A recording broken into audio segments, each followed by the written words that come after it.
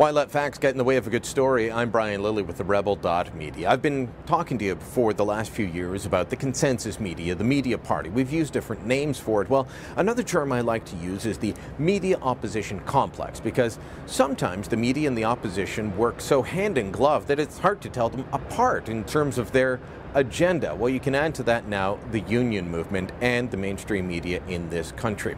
UNIFOR, Canada's largest private sector union, has mounted a campaign to dump the Harper government come the October election. I've been telling you about that. I've been telling you about the public sector union plans as well.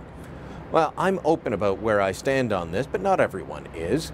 UNIFOR has a new radio campaign that targets the Harper Conservatives on the issue the Conservatives think they're strongest on, the economy. Well, in writing up about these radio ads, Althea Raj at the Huffington Post failed to do basic journalistic duties such as fact-checking. See, I'm going to play you a bit of the UNIFOR ad and show you part of what she says in her coverage of it, and she was acting more of a stenographer. And this is one of Canada's most popular news websites. It has incredible reach, and yet basic fact-checking wasn't done. Here's what UNIFOR is claiming in their ads. Canada's economy has done worse under Stephen Harper than under any other leader since World War II. The reality is that Conservatives have done nothing to help the struggling middle class. Wages haven't kept up with the rising costs of living.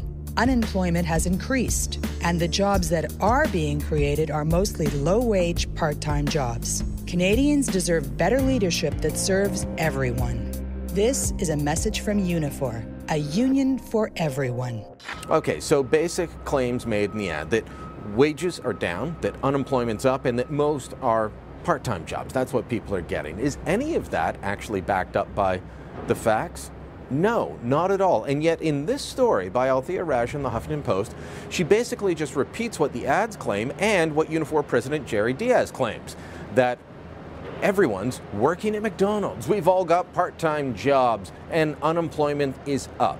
Well, see, one of the most reported on statistics by Statistics Canada is the unemployment rate. It comes out every month in something called the Labour Force Survey. Every reporter in Ottawa should know how to find this easily, and in this they will show you month-by-month comparisons and year-over-year comparisons. How's the economy doing compared to last month? How's it doing compared to last year? And they also have an archive. You can actually go back years and track how things are going. Let's take a look at those stats. In April 2010, the unemployment rate in Canada was 8.1%. In April 2015, it's 6.9%. In April 2010, there were 13,768,000 people working. But in April 2015, there were 14,506,000 people working. So the unemployment rate's down, the number of people working is up. And when you look at the number of jobs that are full-time versus part-time, you'll actually see that in April 2015, they showed an increase in full-time jobs, a decrease in part-time jobs. The number of part-time jobs in Canada virtually unchanged over the last 5 years. It's remained steady while full-time employment has gone up. So everyone isn't working a job. Are they making less money than they did? Maybe some people are, and maybe some people are making more. But on average, Canadians are making more. In 2010, the average weekly earnings for workers in Canada, $852 per week in 2010. That rose every single year to $935 per week in 2014. Now that's the average. Maybe you make more, maybe you make less. But the bottom line is, more people are working, the unemployment rate is down, and wages are up. Wouldn't you think that in a story on a major election issue, that basic fact-checking that I did by going to StatsCan and using Google for, about 30 seconds, that could have been done? We're going to see more of this over the coming months. Wild accusations, wild claims, and no fact-checking. Because the only time that the media will bother to fact-check is if a Conservative says something. Then they will do whatever they can to find the facts that prove them, the Conservatives, wrong.